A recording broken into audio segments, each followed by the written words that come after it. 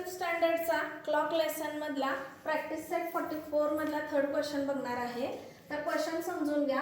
A government office open at 7 in the morning and closes 3 in the afternoon. तर आपल्याला time difference काढायचा आहे की किती वेळ ते ऑफिस सुरू आहे.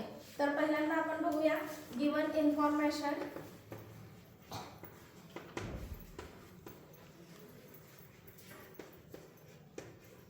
ओके, तर ऑफिस आहे, ठीक आहे.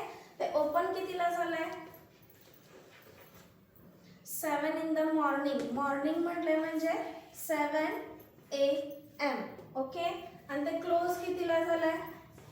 Office close timing 3 in the afternoon. Afternoon म्हटलं तर 3 PM. पहिल्यांदा ही इन्फॉर्मेशन समजले का लक्षात घ्या. म्हणजे क्वेश्चन रीड करायचा आहे, ती इन्फॉर्मेशन आपल्याला समजण्यासाठी थोडंसं आपण कच्चं वर्क करून घ्यायचं, ठीक आहे.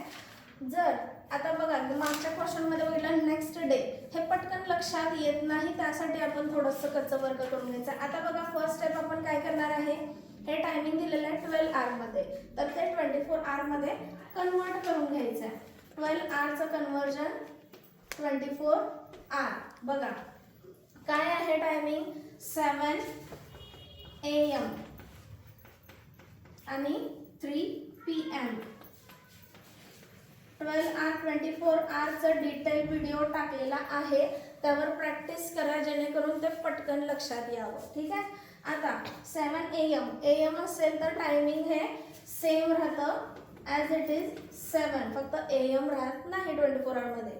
आणि 3 ला काय होतं, 1 ला 13, 2 ला 14, 3 ला 15.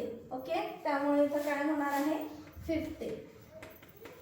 टाइम कन्वर्जन येणं खूप महत्त्वाचं आहे. आता हे कन्वर्जन झाल्यानंतर काय करावं लागेल, आपल्याला ह्यातला डिफरन्स काढायचा आहे, सो सबस्ट्रॅक्ट करायचा आहे. कंपल्सरी आर आणि मिनिटचा ब्लॉक करून घ्यायचा आहे.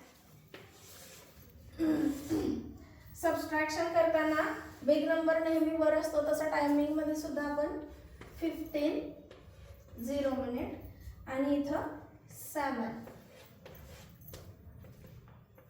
तर आपण टाइम हे केलं 0, 15 - 7 8. तर आपल्याला इथं टायमिंग मिळालेला आहे 8 hour open, office open duration. Office open for 8 hours.